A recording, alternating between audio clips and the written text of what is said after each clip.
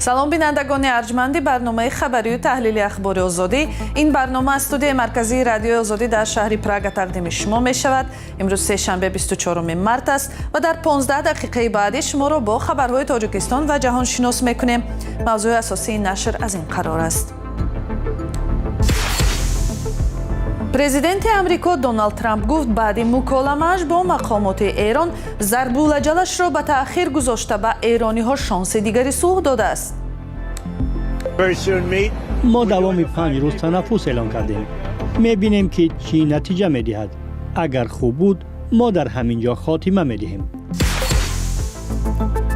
бо таваллуди сегоникҳо дар як оилаи сокинони шаҳри нав шумори умумии фарзандонашон 6 нафар шуд. вале чаро дар ин хонавода шодиву сурур омехта бо як андоза ташвишу нигаронӣ аст?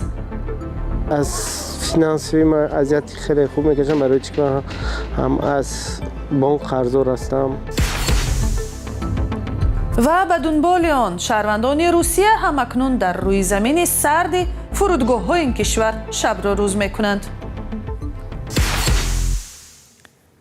рӯзи душанбе дар лаҳзаҳое ки зарбулаҷали президенти Иёлоти Муттаҳидаи Амрико ба Эрон ба анҷоми худ наздик мешуд, Доналд Трамп ғайримунтазира хабар дод ки ӯ дар муколама бо ҷониби Эрон ба пешрафте даст ёфтааст.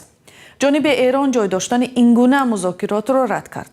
вале хабаргузориҳои ғарбӣ тахмин мекунанд ки гуфтугӯҳои миёни ду тараф метавонист бо миёнаравии кишварҳои сеюм сурат гирифта бошад.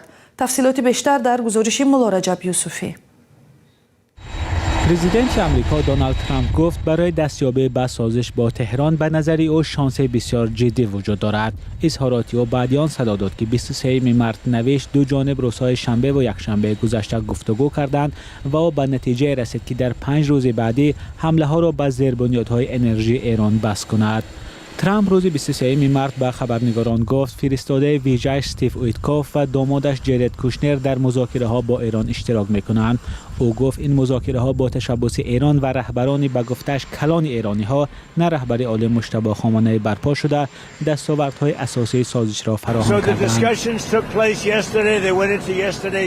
گفتگوها دیروز صورت گرفت تا بهگاه دوام کرد. آنها بسیار خواهان سازش هستند.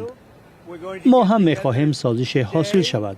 شاید امروز باز تلفنی ملاقات کنیم چون که پیدا کردن کشوری مشکل است. ظاهراً برای آنها از آنجا بیرون شدن بسیار سخت است. ولی ما با یک راه بزودی ملاقات خواهیم کرد. ما دوام 5 روز تنفس اعلان کردیم. می‌بینیم که چی نتیجه می‌دهد. اگر خوب بود ما در همین جا خاتمه می‌دهیم. وگرنه با تمام نیرو بمباران را دوام خواهیم.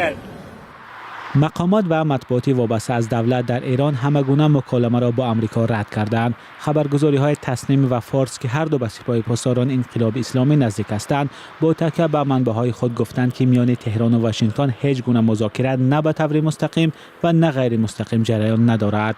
اسرائیل هم هیچ اظهارات نداد ولی بعد سخنان ترامپ مرکز ایران را مورد هدف حمله‌های هوایی قرار داد. بسم الله الرحمن الرحیم. با گزارش مطبوعاتی ایران فرماندهی حربی جمهوری اسلامی گفته است اگر مؤسسه‌های انرژی و مواد سوختی این کشور مورد حمله قرار گیرند در سراسر منطقه هم تمام زیربناهای انرژی وابسته از آمریکا آسیب می‌بینند. ایران اینچنین تهدید کرد که کارخانه‌هایی را که آب را از نمک صاف می‌کنند مورد هدف آنها قرار می‌گیرند. رسانه‌های خبری اکسیوس و ریترز به نقل از منبع‌هایی که نامش را افشا نکردند میگویند مصر، پاکستان و دولت‌های دیگر در مبادله پیام‌ها میان آمریکا و ایران اشتراک کردند. ریترز از قبل یک مقام پاکستانی و یک منبع دیگرش گفت احتمال هفته جاری در اسلام آباد یک مذاکره مستقیم با هدف ختم جنگ برپا می‌شود. بدر البوسعیدی وزیر کارهای خارجه عمان کمی پیشتر در شبکه‌های اجتماعی از اظهارات ترامپ درباره مکالمه‌های پرحاصل با ایران نوشت و گفت که کشورش برای تشکیل گذرگاه امن در گلوگاه هرمز فعالانه کار می‌کند. مطبوعات رسمی ایران نوشت فرماندهی حربی جمهوری اسلامی گفته است اگر مؤسسه‌های انرژی و مواد سوخت این کشور مورد حمله قرار گیرند در سراسر منطقه هم تمام زیربناهای انرژی وابسته از آمریکا آسیب می‌بینند. ایران اینچنین تهدید کرد که کارخانه‌هایی را که آب را از نمک صاف می‌کنند مورد هدف آنها قرار می‌گیرند. در همین حال نرخ نفت خام نوع برنت که از شروع نزاع تا سطح رکوردی بلند شده بود بعد حرف‌های دیروزه ترامپ یک بار پایین آمد. ترامپ روز 23 مارس به مطبوعات اینچنین گفت قرار هفته گذشته درباره کم کردن تحریم‌های نفت ایران به آن خاطر گرفته شد که او می‌خواهد نفت حد اکثر زیاد داشته باشد، ولی این قرار را برخی تنقید کرده گفتند که آن می‌تواند برای درآمد بیشتر ایران در ضربه زدن به سراسر خاورمیانه مساعدت کند. نرخ نفت خام برنت در نیمه دوم روز 23 مارس بر عوض $102 آمریکایی فروخته می‌شد و این تخمیناً 9% کمتر از نرخ یک روز پیش بوده است. در روزهای دین نوروز در ناحیه شهرینو تاجیکستان در خانواده ساکنی محل فروخ اماموف شاده کلانه شد. همسرش زهرا تشنو سگانیک به دنیا آورد و این کودکان تحت نظارت طبیبان قرار دارند. ولی همسران برابر با شادی زیاد از آن در خواطر هستند که در عموم 6 کودک عائله را چگونه تأمین خواهند کرد. یکی از فرزندان کلانیشان بیمار روی جوگه هم هست و پدر خاندان کاری دائمی ندارد. از شادی هایی که آمیخته یک مقدار تشویش و نگرانی است همکارانم ارشاد سلیمانی و امیر سویف گزارش میدهند. اکان سگانی و نصیب انشالله محمد جان ابوبکر عمر. نخستین تولد سگانیک در ناحیه شهرینو. مادر آنها آموزگار جوان زهرا تشنو میگوید اکنون شماره عمومی فرزندانش به 6 رسید. خرسند شدیم، خدا داده شکر خرسند شدیم. فاروق اماموف پدر سگانیک ها تا چند سال پیش به کارهای موسمی به بریتانیا می رفت. 2 سال باز دیگر به این کارها دعوت نمی شود. فاروق می گوید به این دلیل دشواری زندگیش زیاد شد و با تولد سگانیک نگرانیش هم بیشتر گردید. از فینانسی من اذیت خیلی خوب میکشم برای چی که هم از بانک قرضدار هستم، مقصد به اجاره به مسافر کشی مشغول هستم، مقصد که همه مشکل رو کم میخواهم که یاردم بدهم. من در حوض همین نیازمندم که یکم ویش مقصد یک نگاه بین خطر میتخه شما خودتون هم دیدید مقصد فرزندی میو خود برای یک اوله خودم خیلی وزبین. فرزند نخستین فرخ و زهرا 7 ساله و کم توان است. فلج مینه سر دارد و روی جایگاه خوابیده است. خانواده هر ماه برای تبابت این فرزند بیمار تا 2000 سامانی مصرف می کنند که نه حرف می زند و نه حرکت می کند. تبابتش در خارج 20-25 هزار دلار مصرف دارد که این عائله چنین امکان را نداشته است. مشکی نبرداشتن در کنم هم میبردارم و چشم میبردارم بازگیر یونو دار میکند پوچو دار میکند پیر شده و چشم هم میخیلی نبرداشتن نمیشه. زمیر خان تشنو بیبی دیگری سگانیک از مناسبت طبیبان تولدخانه سپاسمند است، اما امیدوار است که حکومت شهرینو و وزارت تندرستی به یاری دختر و نبیره هایش میرسند. 6 تا شد نبیرم. انا نبیره کلان مایو بای 7 ساله شد. راه کردن نمیتواند. انا 6 تا نمیتواند. خوردن نمیتواند. من خودم نگاه میکنم. من شرایط دخترم وحشه از بینه. خانهش نیست. کمک کنین، یاردم کنین. یک دم استراتیان یاردم کنن. من حکومتم یاردم کنن. چقدر نگاه میکنیم. خوردن در کار، زندگی در کار. بنفشه نظر و مدیر تولدخانه بیمارخانه مرکزی شهرینو نیز میگوید نوزادان در 7 ماهگی و با جراحی یا برش قیصری زاده شدند و به نگاه بینی ویژه نیاز دارند. اینا باید خوراکای سرغذا خورن برای که 3 طیفا باید اینا مکنن. برای اینا برای که وزنشون معده است خوراکای سرغذا در کار. همه غذایی که اینا میگیرن از شیر مادر میگیرن. یک فرزند نگاه کنیش دیگه یا 3 فرزند نگاه کنیش وزن‌تر میشه. برای همه جانبه طبیبان و خانوادهشون این طفله باید ما قوام کنیم برای که این دستاورد کلان همین ناحیه ما حساب میشه. با وجود بار اول زاده شدن سیگانیک در ناحیه شهرینو، به گفت این خانواده هنوز از حکومت ناحیه نه کسی به تبریکشان آمد و نه پیشنهاد یاری کرد.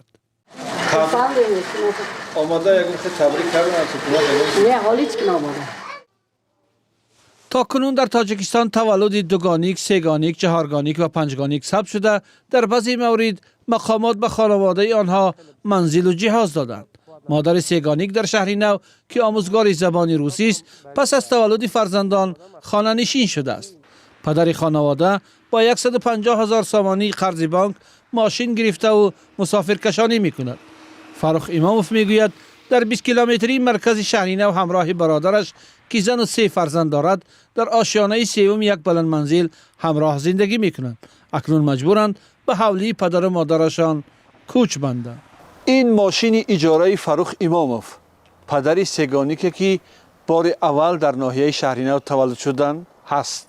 فرخ صرف نظر از این که در خانوادهش چنین حادثه فرح بخش رخ داده است و یک بار صاحب 3 فرزند پسر شده است، اما به خاطر آن که این ماشین را با پول قرض از بانک گرفته است، مجبور است که آمده در چنین روز هم به مسافرکشی خود ادامه دهد.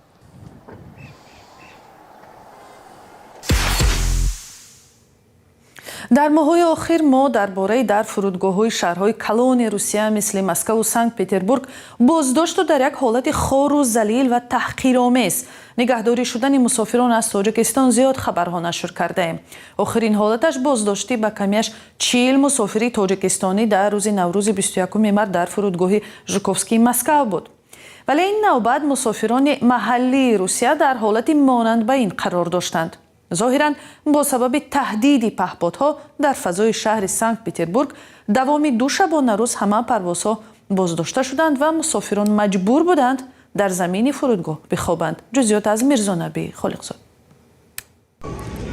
مسافران فرودگاه پولکاوا در شهر سنت پتربورگ مجبور شدند در روی فرش سرد و خالی بخوابند، چون در روزهای یکشنبه و دوشنبه گذشته بیش از 100 پرواز هواپیما بازداشته شد. مقامات گفتند که سبب تأخیر در پروازها تهدید پهپاد یا هواپیماهای بی سرنشین اوکراینی به این فرودگاه بوده است. پولکاوا با دلیل‌های امنیتی بسته بود و ماموریت فرودگاه گفت تنها بعد 16 ساعت تأخیر فعالیت معمولی را از سر خواهند گرفت. الکساندر درازینکو والی لنینگراد گفت نظام دفاعی هوایی و واحدهای مبارزه رادیو الکترونی بیش از 70 درون را نابود کردند. درباره تلفات احتمالی خبری نشر نشده است. درازینکو گفت در شهر ساحلی پریمورسک بعد به ظرف مواد سوخت رسیدن پهپاد آتش نشانها در جای حادثه کار میکنند. در ناحیه ویبورگ ولایت لنینگراد یک ستون برق آسیب دیده است. درازینکو گفت گروه های مسئول پاره های افتاده درون را جستجو دارند. پریمورسک و اوستلوگا در ساحل بحر بالتیک جایگیر بوده نقطه مهم صادرات مواد سوخت دانسته می شوند. روز یکشنبه در پی حمله پهپادها صادرات نفت خام و دیگر مواد سوخت از اینجا بازداشته شد. در این باره روز دوشنبه 2 منبع آگاه به خبرگزاری ریترز اطلاع داده است.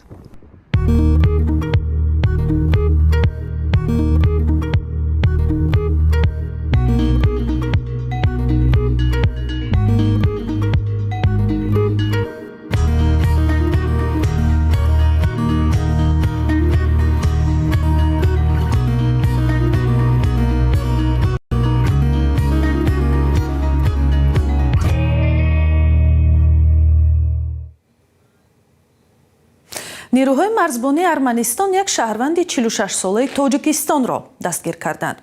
به اطلاع رادیوی آزادی اسام‌الدین رجبوف 46 ساله از گرجستان به ارمنستان می‌گذشت که بازداشت شد.